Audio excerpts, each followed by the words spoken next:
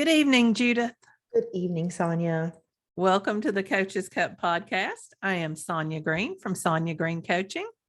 And I'm Judith Fender. I'm one of the amazing coaches with the No BS weight loss program. Yes, you are. Yes.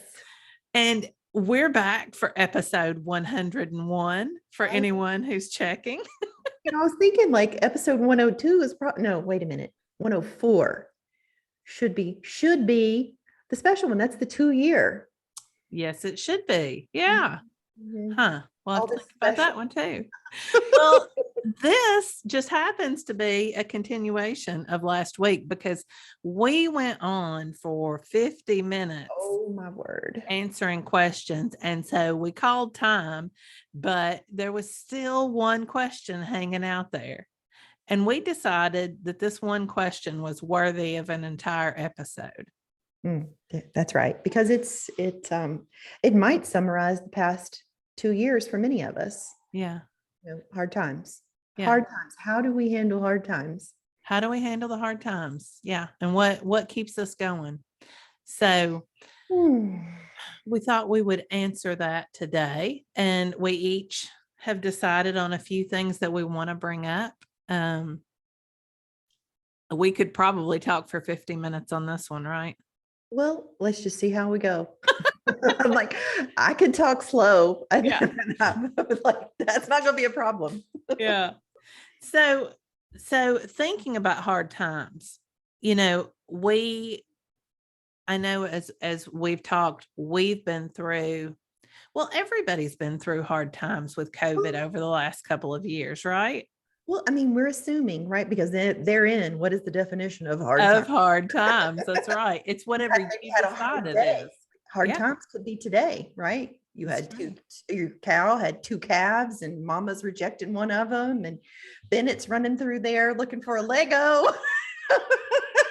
The dog chewed up his Lego. Eat your homework. And yeah.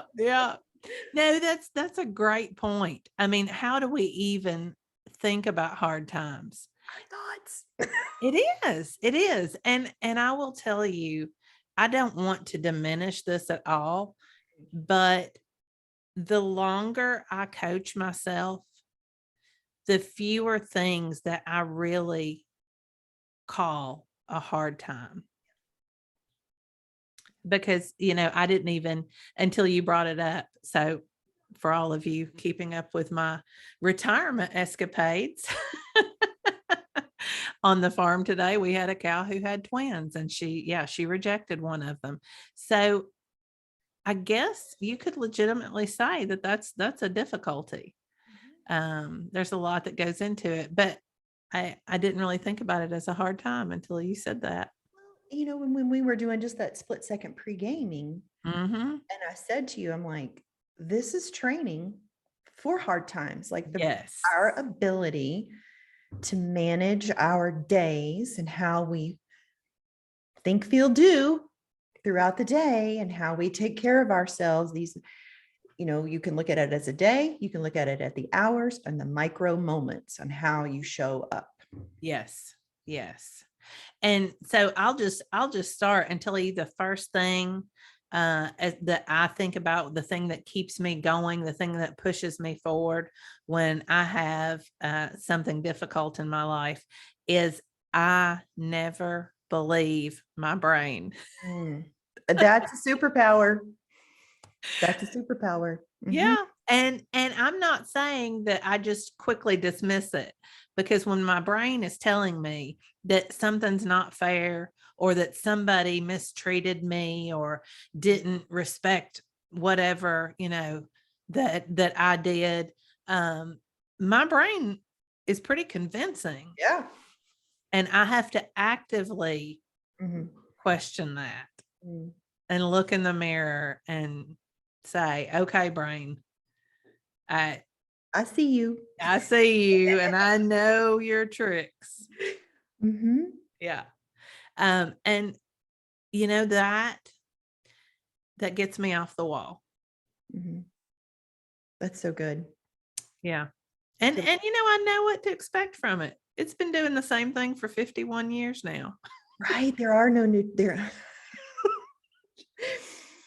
we know the patterns, we know the routines and of our thinking, our patterns, at least at this age, right? Yeah. With the coaching, with this coaching others and self-coaching, there are very few surprises anymore. No, that's true. And it does give us the ability to be discerning, and we get to choose, right? You can choose to be like, that wasn't fair. Mm-hmm. But during hard times, hard air quote, hard times. Yeah. Yeah. I don't believe my brain. Now, there are some times that I have said, okay, I'm going to give myself this long to just wallow in this feeling, just because I decide, okay, you have this long to do it. But after that, no, I'm done. And, I don't do that very often anymore, but every once in a while I will. A big one for me is I was a catastrophizer. I would spend time. I laugh at this now because it seems so silly, but I would spend time actively imagining the worst case scenario. That's a special gift. So that I could be, also in air quotes, prepared. Oh yeah. Yeah. I did that in college. I can remember thinking, like, walking at night, if I'd gone to the library, or Lord, I didn't go many places else, parked my car somewhere, but I can remember like being prepared for someone to come around the corner, because I was going to kick their ass. I mean, I was ready. I was like, don't talk. But that type of, mine was of course more anxiety driven. But I could spin a story quickly and get myself in a state to, I could probably kick somebody's ass. No, I at least yours is legitimate. Like, I'm thinking about people, relationships, and thinking about the worst case scenario and preparing myself for that. I would give yours some legitimacy. There's some, you should be prepared if you're in a walk into your dorm at night or something. I was catching a podcast, and what were they? Oh, well, apparently there's two types of vulnerability: conscious vulnerability. And I'm going off on a tangent. I can't remember the second one here. It was Susan David. I cannot, anyway, but it was the difference between men and women. And there was, that the women do have, because of our size. Now, I was not a little girl in college, and I was lifting weights, and I prided myself, but that's just a little bunny trail, that there were two types of vulnerability. And there's the conscious vulnerability. That's where we're aware, and like where we actively choose to put ourselves in situations, getting a promotion, a new job, we know it's going to feel exposed, and we're still going to show up.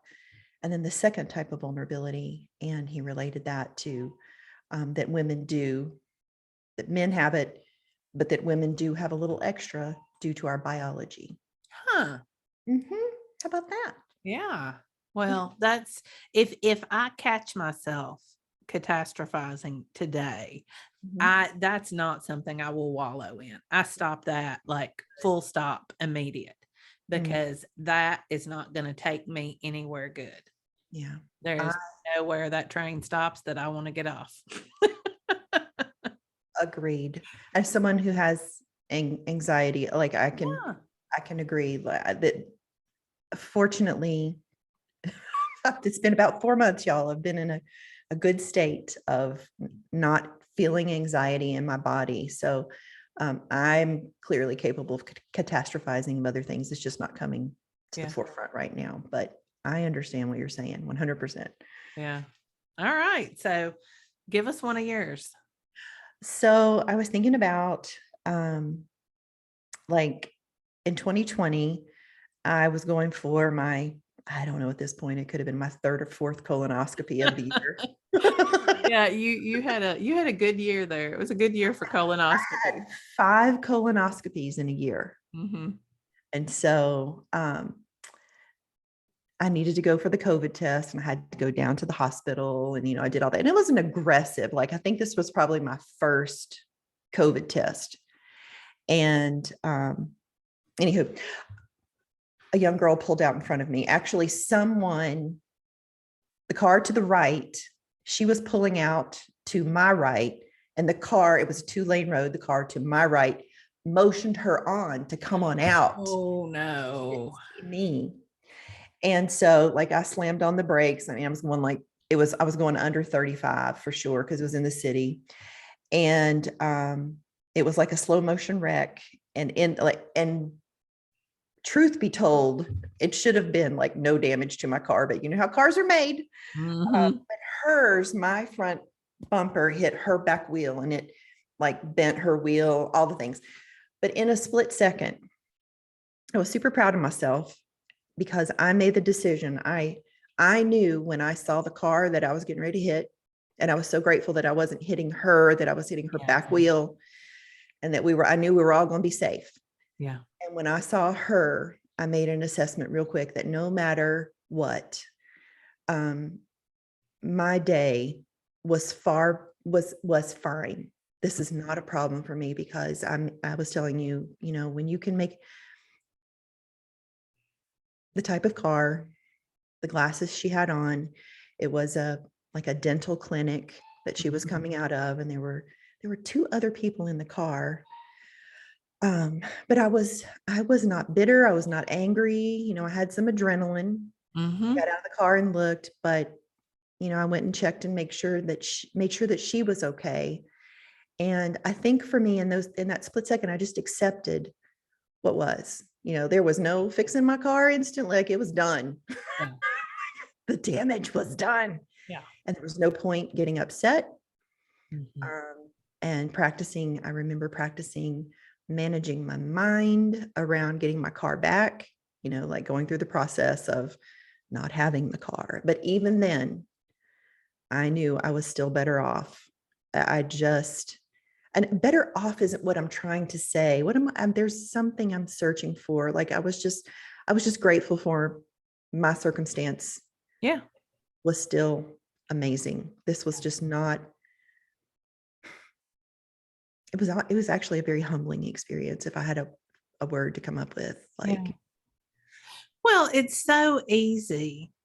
You know, I was talking last week about that space between the stimulus and response. stimulus and response. Thank you. It is so easy to jump straight to the response in a situation like that. And that ability. And I think that's what I did in those split seconds was, you know, just decided what, you know, I had a surge of emotion, a surge of that cortisol, adrenaline, all the things. Yes. But there was no point in me being anything but kind and considerate to her, and for both of our circumstances, standing in the middle of the road. Yeah. And how much better for everybody was your decision? It was your decision made life better for her, bless her heart. Yep. Yeah. I mean, she wouldn't have chosen to do that. No, I felt terrible for her. And the police officer that showed up, you know, just the whole process, it just made it. I mean, we could even go so far as to say, you know, she admitted responsibility. You know, it was just an easy circumstance. We all handled it the best we could. Yeah. And it turned out to be, you know, an okay experience. Yeah. I don't know. But that's what accepting what is in the moment, and not arguing with reality, and what's done is done, and assessing that I could still show up as the best version of me. I had that ability to just, So. Yeah. That fits, really dovetails with my next one too, is that I have learned when times are difficult to accept my feelings. Yeah. And that seems like such a big one for me, because I've always stuffed my feelings down. And so to not judge them, to not think it's silly, to not be, I mean, I have been, this is a feeling, describing a feeling, but I have often been embarrassed that I had feelings. Tell me more. Let me coach you on know, that. doesn't that That's so sound interesting. it sounds silly, but No, we're not judging it. right, exactly. To learn to just accept whatever that feeling is. Uh, feelings are not weakness. And for so long, that's how I judged my feelings. And to now just say, okay, we're feeling this. We're feeling shame. We're feeling embarrassment. We're feeling sad. And just acknowledge that and spend some time doing it. Is I think one of the biggest gifts I've ever given myself. Yeah, I would agree. I mean, I could dovetail right in on that too. And thinking about, this past year alone, opening up to feeling the feelings and understanding. And I'm going to have a little caveat, a little parentheses, a little extra here on, I don't know if we talk about dysregulated nervous system. Have we talked any about that? I think so. Yeah. I don't remember which podcast it was, but I feel like we have.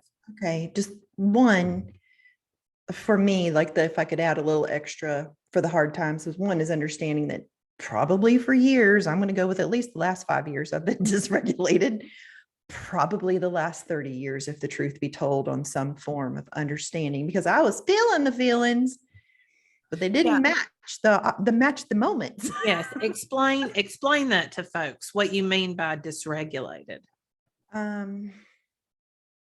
Now I don't have the official definition memorized, but I will go when I'm talking about like my nervous system was in a state where I could not control the anxiety. I could not get to a comfortable place, even when there was nothing going on, the constant vibration. And so it's actually being stuck. I'm air quoting. It's called a stuck or fixed state. That's when you've got both fight, flight, and freeze going, like the brakes on and the gas on. Yes.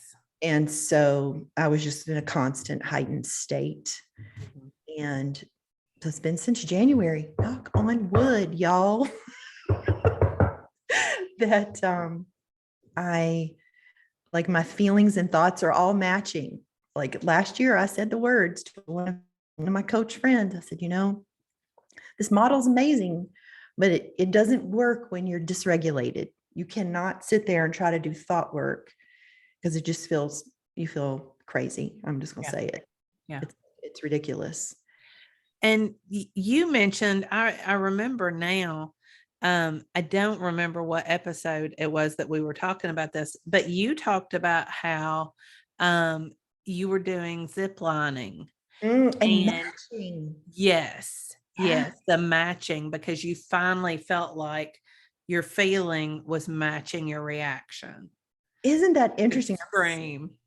And and I want to talk about this because I didn't know then. This was like, this was like the onion started peeling all year, this past year.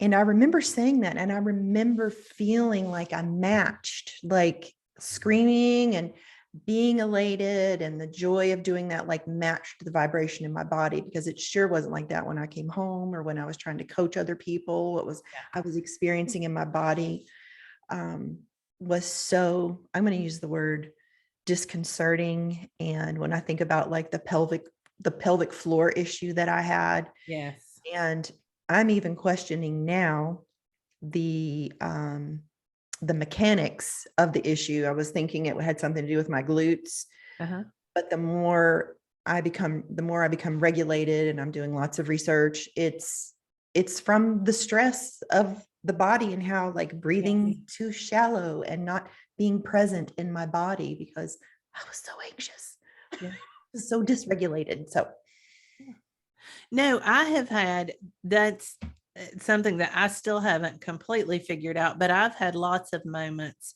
in the last month, especially, where I have found myself, I will have a moment where I'll check in and every muscle in my body is just clenched. I don't mean tight, I mean clenched. Yes. And I'm like, what is going on? Mhm. There's something going on here. And I'm not always, sometimes I'm like, okay, well, maybe it's this. Or last week, I went with my daughter to, she's getting ready to graduate from college and go to chiropractic school. So cool. And so last week we went on our first college visit, chiropractic school visit. And I was doing this a lot the first of the week. And what I finally realized when I got home from that visit is that I was anxious for her. Yeah. And Yeah. I didn't realize that. I was Right. always anxious for me when I did my own college visits, Mhm. but I didn't realize I was getting super anxious for her. We're having thoughts, just so I'm clear. Yeah. No, exactly, exactly. Deep down, somewhere that I hadn't probed, hadn't realized, Mhm. I was not even worried. Like, worried is not it. I think just anxious because I knew this was a big move for her. Mhm. I'm so proud of her and I know it's going to be amazing, but I think I want it to go right. Mm. I have this idea Yes, in my mama. head of Mhm. what right looks like, and that's the way I want it to go for her. And I think that's what a lot of it was. That's interesting. And for the record, after you recognizing that tension in your body, on the Mhm. flip side, it was a year of physical therapy that I've done. I just graduated. I went to see her about, I guess it was 2 weeks ago, and even then I went because I want to be able to keep her on my speed dial in case I need her. I went. I was Yeah. like, okay, and but had I not had the physical therapy, I can't tell you, like, now I can totally recognize when I immediately know when I'm Yeah. it, and it's all day long. I am self-correcting. I can tell I'm pulling in the hip there in the pelvic floor. And I'm like, ooh, okay, yeah, I'm clenching up. Okay, Uh-huh. gotta relax, bring it back down. And so it's like my own little regulator. Yeah. I've got my signs. It's amazing, right? It is. It's a signpost. That Mm. feeling is a signpost. Yes, yes. And it's to be able to have access to that. That's a big way to that I'm learning to get through difficult times, whatever they are, even if I don't know they're difficult. Right. And well, that's part of it too, is sometimes, you know, we're so accustomed. I think I told you about, like, we push through. Yes. We're so used to well, I was, you are, I'm Mhm. sure, Yeah. like we all are. We just push through so much that we don't realize until it's over what has gone on, and we can make the assessment or deal with the chaos or whatever is going on. Yeah. Um, and I just lost my point about. Well, learning to stop. I mean, we're used to figuring it out after it's all over, Yeah. but the real learning is learning to stop and Slow assess. down, slow down, slow down. Yeah, And between the stimulus and the response. and that is so, like, even when I think about, so I'll go ahead and, toss out there too, learning to have a schedule, Yes. like getting regular, being a stay-at-home mom. I counted on the kids' schedule for me. And Yes. then there was this period where they, moved out of the house and were in college, and I didn't have a real schedule. So I'm super grateful for, what No BS teaches, us how to live our best life and lose weight. And that includes, the four basics. And that's sleep is one of the four basics. And so Absolutely. setting myself up for success, having my food meal prepped, Yeah. knowing how my day is going, planning and calendaring, and seeing where my time is, that controlling what I can control. And that's really important to know, to be able to discern, like in that car accident, in the moment. I couldn't control what was done, but I could control how I was going to show up. Yes. And I can't control what tomorrow is going to bring, but I sure can go to bed on time and get up on time and be ready. Right. No, I think that's why Corinne's message has been so valuable to so many people. That's why people get in the tribe, lose their weight, and stay in the tribe, because it's something that we can take. I mean, it's a lesson for life. It's not just for weight loss. No, Having a schedule, planning and staying on that schedule is a gift to yourself. I can't tell you how many of my clients that I have coached who are retired or getting ready to be retired, and they're trying to figure out what to do with their time. And it's super interesting to help them find this for themselves, to create these schedules, because they're, sleeping in till 9 o'clock, 10 o'clock, and then they're up till 10, 11 o'clock at night. And anywho, but scheduling. And I was going to say something else. I'm a little scattered here. I could talk about all the things, but it was controlling what you can control. And that's the stimulus response right there. Totally. Yeah. But you have to be able to discern and know when to push through and when not to push through, and how to take care of yourself, and controlling how you show up. Yeah. Yeah. And the last one that I had, it can follow right along with that. I love how this has just been one long conversation. Yes, me too. Is burning off stress, which we've kind of alluded to, but knowing that when I have those moments where I clench up, even before I recognize all the reasons that I'm having it, I know that I need to start enacting some mechanisms to burn that off. 100%, which one of my things is for me is exercise. Like it is my mental and physical health. Yeah. Period. It's some kind of movement. Mm-hmm.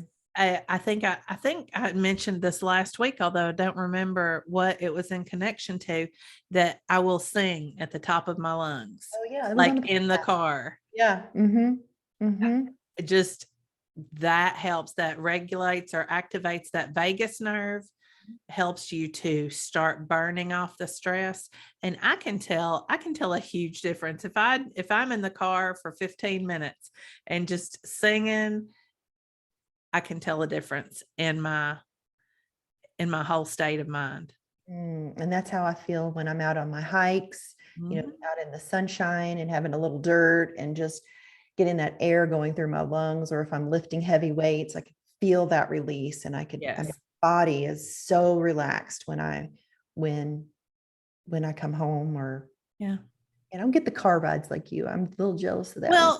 Well, but so the reason that I offer that is, yes, I like a good walk too, to relieve my stress. But when I was in the car for 4 hours a day, I couldn't always just take a walk down I-65. And in those moments, singing was a really good second option. Yeah. And it reminds me too, when I think about, we podcast, I don't know, a year or two ago, we were talking about the monks and humming and how it connects the left and the right part of the brain. Right. Those monks are onto something. They were, it's activating the vagus nerve when they just didn't, maybe they didn't know. I don't know. I'm gonna tell you, the more I learned too, the Buddhist, the Tao Te Ching, and all these different Eastern philosophies. Yes. They had stuff figured out. Yeah, they really do, and did and do. But humming activates the right and left sides of the brain simultaneously, which can bring you back to the present moment. It gets you out of the funk, out of your brain. Spiraling. Yeah, back into present. And even deep breathing. That's something else that I will do in the car, because you mentioned this, you get into that shallow breathing, and you don't realize that you haven't taken a full breath in a really long time sometimes. So just making a couple of minutes for that deep breathing. Yeah. That gets me through the stress. Somewhere I heard, I'm always listening to something, but they were talking about, sitting being the new cigarette smoking, right? That, because we sit so much, but that we were better off, the person who gets up and walks for 5 minutes every hour is better off than the person who works out hard for an hour a day. Oh, wow. Right. Well, and there was, I think maybe it must have been for heart rate variability that, Yeah. Don't discount those 5 minutes is what I want to say. Yeah. And to get that deep breathing in to help yourself. Because when we're sitting all day, that Mhm. tendency is to be in the shallow breath. Yes. Yeah. I like to do, and like is not really the correct word here, but I will make myself take a flight of stairs up and down. Like if I just have a couple of minutes, and my Fitbit tells me it's 10 till the hour and I don't have all my steps in, I will take a flight of steps up and down, because just getting yourself moving for those few minutes It can matters. make a huge difference. Yes. Yes. 100%. Yeah. Hard times. I'm checking out my notes here. Those are the main things as I've been thinking about this, and I've been thinking about it all week. Those are the things that really keep me going through it. I mean, and of course friends and family do too, that communication with people. Sometimes I can't wait to talk to you and tell you, something that's happened or something that's going on. I know you would enjoy hearing about the twins today. Oh, what color are they? Oh, they're black. Oh, Yeah. no Yeah, white, they are. no white face or white hoof or. Nope. Oh, Nope. And you know what? My husband just texted me and I have baby chicks too. well, you Look just at got there. life happening on the farm. I know, all kinds of And I life saw being. a barn picture. Look like you're building looks like a big barn. I'm going to tell you. I was like, whoa. Yeah, it's as big as the 2 barns that we lost. Yeah. It's as big as those. Apparently, we're gonna need it with all these new lives coming in. Right. But that's something else that keeps me going is my animals, other things to think about, other people, other beings to think about can always get me out of my funk if Right. I'm in one. Right. Because no matter what, I mean, I'm going to pull up this note here. I think this might be a good time to read this. I am not going to say his name right. Thich Nhat Hanh. We'll give you an A for effort. Okay. So he talks about suffering, and by his definition of suffering, he means like anger, despair, and anxiety. And he says, if you can deal with them, then you'll be able to handle the problems of war and poverty and conflicts. Because if we have fear and despair, we cannot remove the suffering of society. But here's the cool part. So he says, well, happiness and suffering support each other. To be is to be inter be. It's like the left and the right. If the left is not there, the right cannot be there. The same is true with suffering and happiness, good and evil. In every one of us, there are good seeds and bad. We have the seed of brotherhood, love, compassion, insight, but we also have the seed of anger, hate, and dissent. I just thought it was interesting about if you have the left, you have the right, the 50-50. It's our 50-50. And it's absolutely true. That's what, when we're feeling solitary, when we're in those difficult times, it's difficult for me to think about a difficult time that doesn't come with a feeling of isolation. I feel isolated from others, all the goodness. And when I can access, not believe my brain, that's just my brain telling me I'm isolated. And when I can access that community, that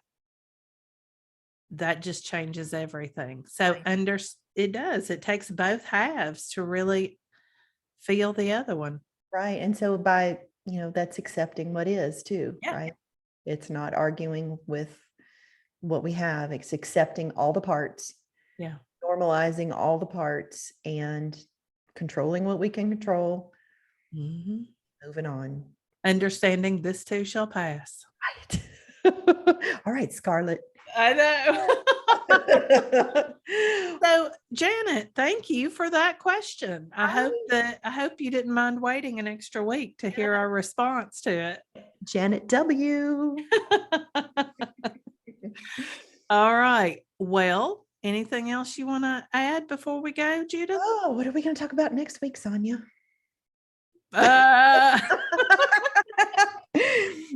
don't know. Maybe somebody else has a question. We'll have to talk about that ourselves. We'll have to decide. Right.